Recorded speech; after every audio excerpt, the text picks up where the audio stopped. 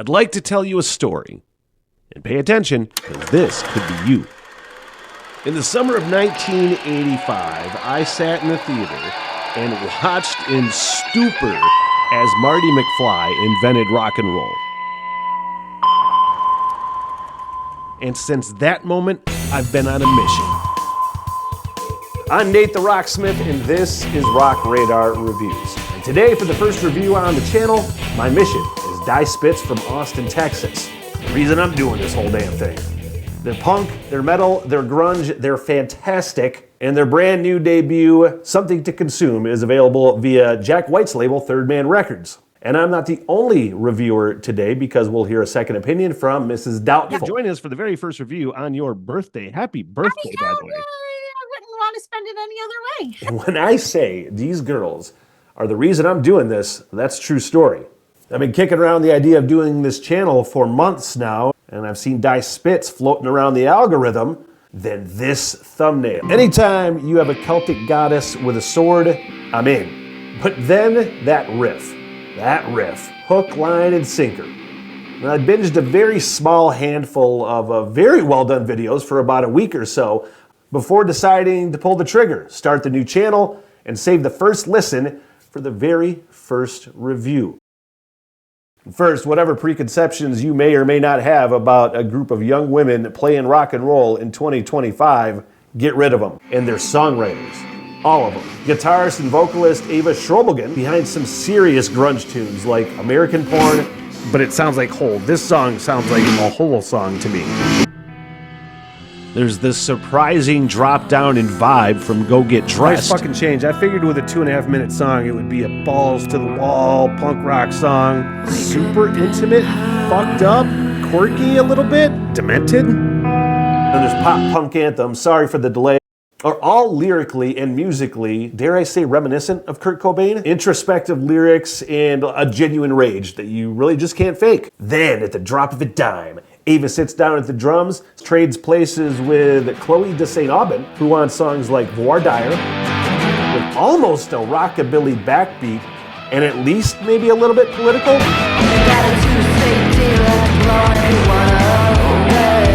Hard-hitting fucking lyrics that I automatically make me like this band more. Then there's track 9, Punishers, and maybe the coolest music video from Die Spitz. It was probably the one song that didn't hit like the rest of them. Solid riff, maybe chunky lyrically to me, but it really does have the coolest rhythm section breakdown right in the middle, kind of really brought it up a couple notches. And by the way, that rhythm section brought together by Kate Halter, who is a vibe all by her damn self, and has some fun-ass bass lines throughout this album. No, this album is dud-free, my friends. Already the songs I mentioned before. But then there's Throw Yourself to the Sword, written by Ellie Livingston. I mentioned before, and I gotta bring it up again, that riff. This fucking riff. Oh my goodness. It makes me want to commit felonies. I also don't know if it's intentional or a suggested shout out to fellow Texas band The Sword. Another highlight is the last track written by Chloe de St. Aubin, A Strange Moon Selenophilia. A welcome change of pace.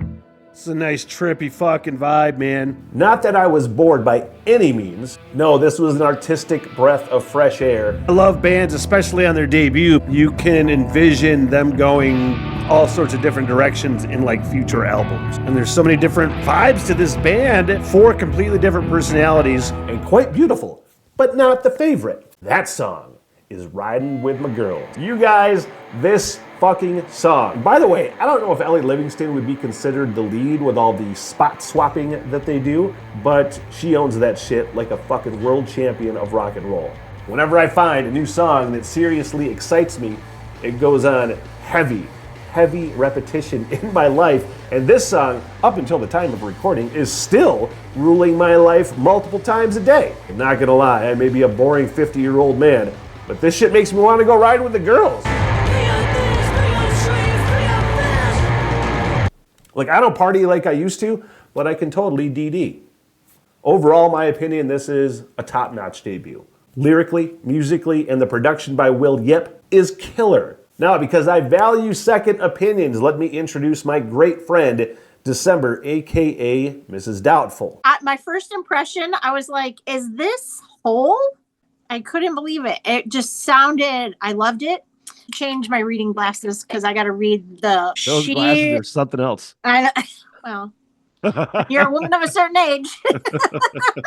It was my absolute favorite pop punk anthem. Just dark and my black beating heart. I was like, ooh, this is good. So yes, I loved it. I was pleasantly surprised. It brought me back to like Courtney Love, whole like the women in grunge type of vibe to it. I loved it. Opinion confirmed. So how rad is this album? Rock Radar, rad, radar, it fits in. Sorry, but that's my dumb guy score. How rad is it? Number 1, the opposite of rad, pure hatred.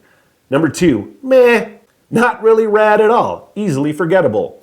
Number 3, kinda sorta rad, couple good songs, but a lot of duds.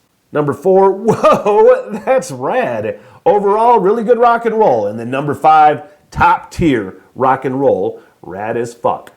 Musically, was it honest? Did it work? Nothing out of place. Get me into a groove with their own original style. Check. Lyrically solid, really well-written rock songs with a ton of imagery, meaning, and feeling. Not to mention the way that this band champions women's empowerment and makes it a theme. I'm a big fan of that, man. If we can turn a lot of young women onto rock and roll, by all fucking means. Album structure, song-to-song flow was really well done. Great choice for the album closers, always a seller to me. And then the ultimate rad test, how'd it make me feel? It felt like a new exciting rock and roll album that people need to hear. I hate saying things like, this band could change rock and roll or music. But look, every 20, 25 years or so, a band comes along and shakes shit up and makes people pay attention to music like this again. Jack White did it 25 years ago, and I don't think it's a coincidence that this band is on his label. Stay tuned to them. Find their band page on the description of this video. Give them a subscribe, go buy the album, and stay tuned to this channel, Rock Radar Reviews, to find the next great rock album. I'm Nate the Rocksmith, and let's open rock and roll minds together.